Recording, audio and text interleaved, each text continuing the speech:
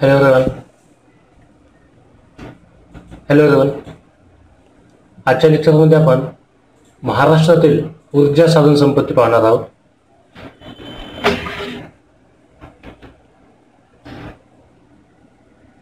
तर पहिल्यांदा आपण दगडी कोळसा यापासून सुरुवात करू. दगडी कोळसा. महाराष्ट्रामध्ये दगडी कोळशाचे साठे हे पूर्व विदर्भात नागपूर, चंद्रपूर, गडचिरोली, यवतमाळ या जिल्ह्यामध्ये आढळतात. भूगर्भीय शास्त्रांच्या दृष्टीने महाराष्ट्रातील दगडी कोळसा हा गोंडवणी संघाच्या व दामोदा मालेतील बाराकार समुदायातील खडकात आढळतो. भारताच्या दगडी कोळशाच्या एकूण साठ्यापैकी फक्त 4% कोळशाचा साठा हा महाराष्ट्रामध्ये आढळतो. महाराष्ट्रामध्ये हा 4% जो दगडी कोळसा आहे हा पुढील 3 क्षेत्रामध्ये मुख्यत्वे आढळून येतो.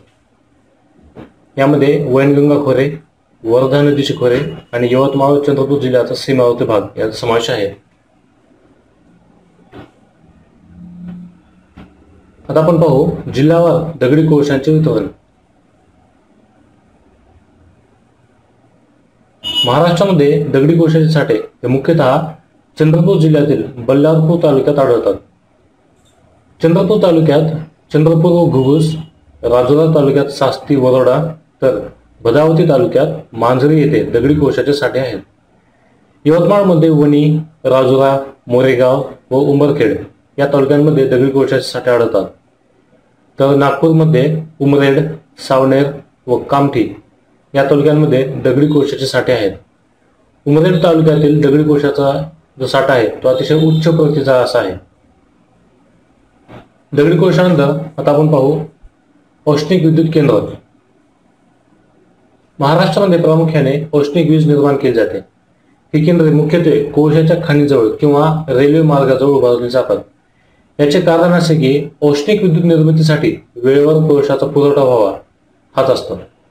कोकणातील औष्णिक विद्युत केंद्रे त्यापैकी आहे चोला जो ठाणे येथे आहे. मध्य रेल्वेचे कल्याणजवळ उल्हास नदीच्या खाडीजवळ हे औष्णिक केंद्र आहे. कोकणातील औष्णिक विद्युत केंद्रे चोला जो की ठाणेमध्ये आहे. मध्य रेल्वेचे कल्याणजवळ उल्हास नदीच्या खाडीजवळ हे औष्णिक केंद्र आहे. यापासून मुंबई, मुंबई उपनगर, कल्याण, पुणे, मुंबई कल्याण, इगतपुरी यासाठी विद्युत पुरवठा केला जातो. चोला या केंद्रास झारखंडमधील कोळसा रेल्वे मार्गाने उपलब्ध होतो. तर यासाठी पाणी हे उल्हास नदीने मिळते. कोकणातील दुसरा जो औष्णिक विद्युत केंद्र आहे तो तुभे येथे आहे. हे झाले कोकणातील. आता पाहू पश्चिम महाराष्ट्रातील औष्णिक विद्युत केंद्र. त्यापैकी पहिलं आहे एकलहरे औष्णिक विद्युत केंद्र जो की नाशिकमध्ये आहे. नाशिक जवळील एकलहरा हे औष्णिक विद्युत केंद्र आहे. याचा फायदा नाशिकच्या उद्योग क्षेत्रासाठीच केला जातो.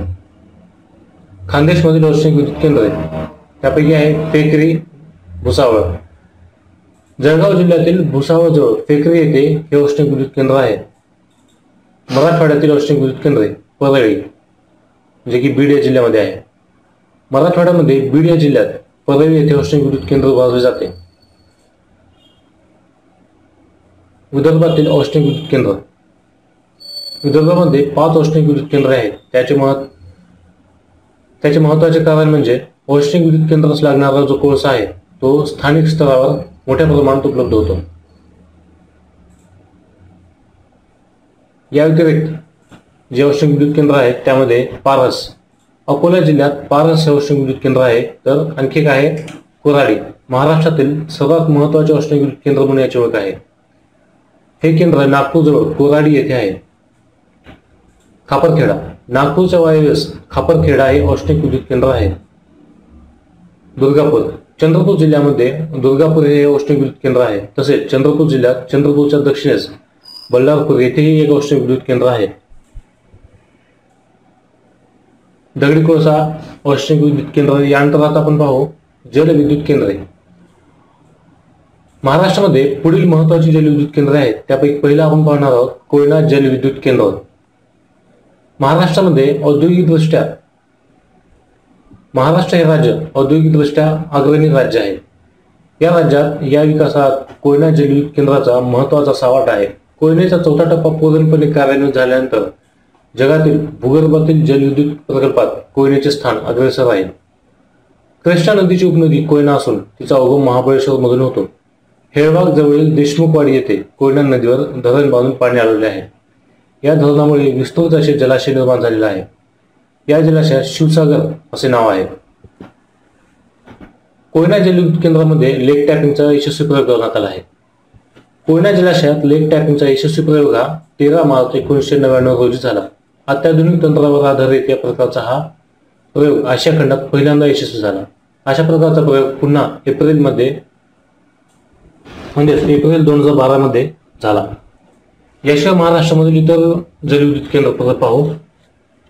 कोकणात रायगड जिल्ह्यात टाटा वीज मंडळाचे भेरा, खोपोली व भिवपुरी हे जलविद्युत प्रकल्प आहेत.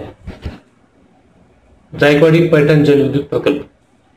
मराठवाड्यात गोदावरी नदीवर पैठण जवळ धरण बांधलेले आहे. त्या आधारे वीज निर्मिती करण्यात येते. येलदरी जलविद्युत प्रकल्प.